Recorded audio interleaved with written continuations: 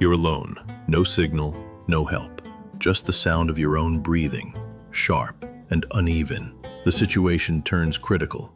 Your heart pounds, your hands tremble, and without thinking, you whisper, "Oh God, help me." It slips out, instinctive, desperate. You've never stepped into a church. You've mocked belief. You're a rational thinker.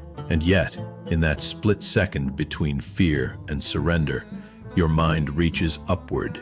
Why? This isn't just superstition. It's something deeper, something primal. Even the most skeptical minds have prayed in the dark. Even the most logical thinkers have pleaded with the unknown. In moments of fear, we bypass belief and dive straight into something older than doctrine. What if the urge to call on God isn't learned, but wired into us? What if you're not as in control of your beliefs as you think? Keep watching. What you discover next might change how you see yourself forever.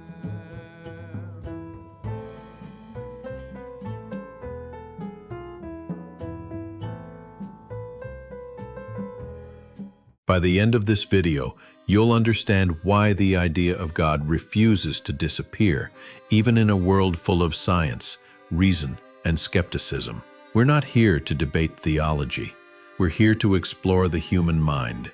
You'll uncover the deep psychological forces that drive belief, fear, mortality, the need for control, the comfort of belonging, and the awe that stirs us in silence. You'll see how our brains, wired for survival, might also be wired for faith. So if belief persists, even when logic says it shouldn't, maybe the real question is, why do we need it? Fear is one of the oldest emotions we know. It's raw, it's fast, and it doesn't wait for logic. Imagine a child startled by thunder. What do? They run to a parent. Now picture an adult on a turbulent flight, whispering, "Please, God." It's the same instinct, just older skin. Sigmund Freud believed early humans, terrified by nature's power, turned those forces into gods, cosmic parents who could protect, punish, or forgive. Why? Because facing chaos without comfort is unbearable. Giving it a face, a father in the sky, made it survivable. Today, that reflex lives on. In a sudden moment of panic, an accident, a diagnosis, a brush with death, people cry out for help, even if they don't believe in a God. It's automatic. It's primal. The brain doesn't ask, "Is this rational?" It simply reaches. This isn't faith built on sermons or scripture. It's fear searching for safety. A survival reflex born of vulnerability, not belief. So when we ask, why do people need God? Maybe the answer starts here, in the deepest part of us that simply doesn't want to face fear alone. There's one fear that shadows every human life: death. Unlike any other creature, we live with the knowledge that our story has an ending, and that awareness can be crushing. It's not just the fear of pain or loss, it's the fear of disappearing forever. This is where religion steps in, not just as belief, but as psychological armor. Terror management theory suggests that belief in God and in an afterlife helps us manage the paralyzing fear of non-existence. If death isn't the end, if there's something more, then we're not just fleeting sparks in the dark. Faith transforms the unbearable into the understandable. It turns funerals into farewells, not finalities. It frames suffering as growth, not punishment. It gives us the hope that one day we'll reunite with lost loved ones, or that our struggles meant something in a larger plan. Studies show that when people are reminded of their own mortality, their belief in God often intensifies. It's not just comfort, it's a shield, a way to keep moving when life feels like it's slipping away. Maybe we believe in God not to escape death, but to give it meaning, to believe that even endings are part of a bigger story.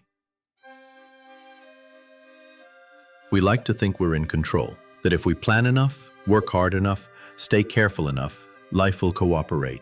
But deep down we know the truth. Life is messy, accidents happen, people leave, plans fall apart, illness strikes without warning, and when control slips through our fingers, something shifts inside us. We reach for something bigger. Psychologists call this compensatory control. When we feel powerless, belief in a higher power often spikes. It's a psychological rebalancing act. If I'm not in control, maybe God is. After September 11th, church attendance in the US surged. In the face of senseless tragedy, people weren't just seeking comfort, they were searching for structure, for meaning, for a divine hand guiding the chaos. We see this pattern everywhere, after breakups, during illness, in job loss. When our personal lives spiral, many of us look up, hoping someone else is steering the wheel. Believing everything happens for a reason gives us back a sense of order, even if it's borrowed. God, then, becomes more than a creator. He becomes the stabilizer, the one who turns confusion into purpose. Insights like this reveal just how powerful our inner world really is. If you're finding this fascinating, consider subscribing. We explore the psychology behind belief, fear, and human behavior every week. What happens when someone who doesn't believe in God dares him to do something terrible? In one experiment, self-proclaimed atheists were asked to say sentences like, "I dare God to make my parents drown." They agreed. It was just a test after all, just words. But something surprising happened. Monitors showed a spike in stress. Their palms grew sweaty, heart rates jumped. The reaction wasn't intellectual, it was emotional, involuntary, as if some deep part of them whispered, "What if?" Even when we consciously reject belief, the idea of God can still rattle the system. It's as if belief leaves a fingerprint on the mind, something that lingers even after the logic says it's gone. Maybe it's from childhood, maybe it's cultural, or maybe it's something deeper, a dormant reflex that never fully dies. This doesn't prove belief is true, but it shows something profound. Our relationship with God, real or imagined, may live deeper than reason, not in the facts we think, but in the instincts we feel.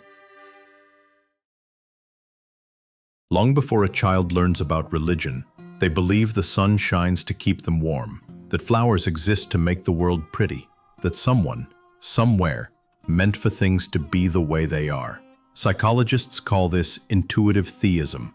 It means children naturally see purpose and design, even without being taught. To them, the world isn't random, it's intentional. But it's not just kids. Adults do it too.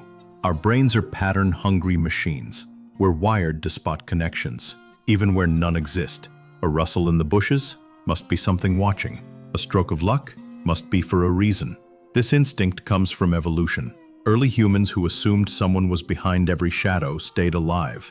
That hyperactive agency detection, believing something caused everything, helped our ancestors survive. But in the modern world, it also creates belief, not out of superstition, but out of the way we're built. So maybe the idea of God isn't taught into us.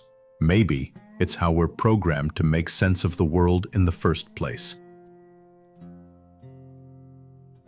Not all belief is about fear or logic. Sometimes it's about comfort, the kind we felt as children when a parent's arms made the world feel safe. For many, God fills that role. A cosmic parent, all-knowing, all-loving, always there. In moments of deep pain, grief, loneliness, despair, believers don't just think about God, they turn to Him. And it works. Studies show that when religious people recall God during stressful situations, their brains actually calm down. Anxiety drops. Emotionally, it's like being wrapped in a warm, invisible embrace. Psychologist Sigmund Freud believed adults never stop craving that parental safety. We just project it upward, to the sky. A divine figure who sees us, hears us, and holds us when no one else can.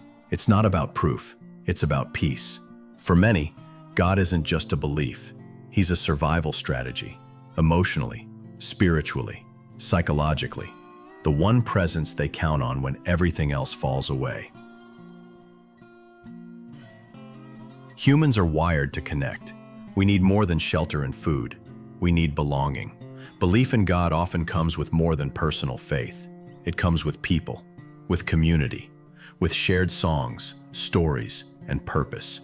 In churches, mosques, temples, and homes, belief binds individuals into something bigger. It turns strangers into brothers and sisters. It gives identity, I'm part of this. I matter here. For many, religion is a refuge from loneliness. It says, you're not alone. You're one of us. And sometimes, the need for God isn't just about the divine. It's about the deep human longing to belong, to love, and be loved together. We can endure almost anything if we believe it means something. That's what psychiatrist Viktor Frankl discovered in Nazi concentration camps. Suffering without purpose breaks the soul, but when pain feels part of a story, we survive. Faith gives people that story. Belief in God transforms chaos into calling. Struggle becomes growth. Loss becomes a test. Instead of asking, why is this happening to me? Faith lets people ask, what is this teaching me? It reframes life as directed, not random, guided, not aimless. For billions, that higher meaning is everything. It's what keeps them moving in the dark. Because at our core, we're not just searching for answers. We're searching for why. And God, for many, is where that search ends. Sometimes, belief isn't born from fear, but from wonder. A glowing night sky, a vast canyon, a piece of music that moves you to tears. Moments like these shrink the ego and stir something ancient inside us. That feeling is awe. Psychologists have found that awe-inspiring experiences often increase belief in a higher power. When we're confronted with something vast and mysterious, our minds instinctively reach for meaning. There must be something more. Awe doesn't argue, it humbles. It invites us to feel connected to something greater, something beyond ourselves. And in those quiet, breathless moments, many don't just see beauty, they feel presence. They don't just wonder at the world, they sense the divine within it. From fear to comfort, control to community, meaning to awe, belief in God speaks to nearly every corner of the human experience. It soothes our fear of death. It offers control in chaos. It connects us to others, gives purpose to pain, and fills us with wonder. This isn't about whether God exists. It's about why the need for God exists, and why it runs so deep. Belief isn't a flaw. It's part of being human. Even if you don't believe in God, can you see now why the idea never fades? If this gave you new insight into how we think and why we believe, consider subscribing.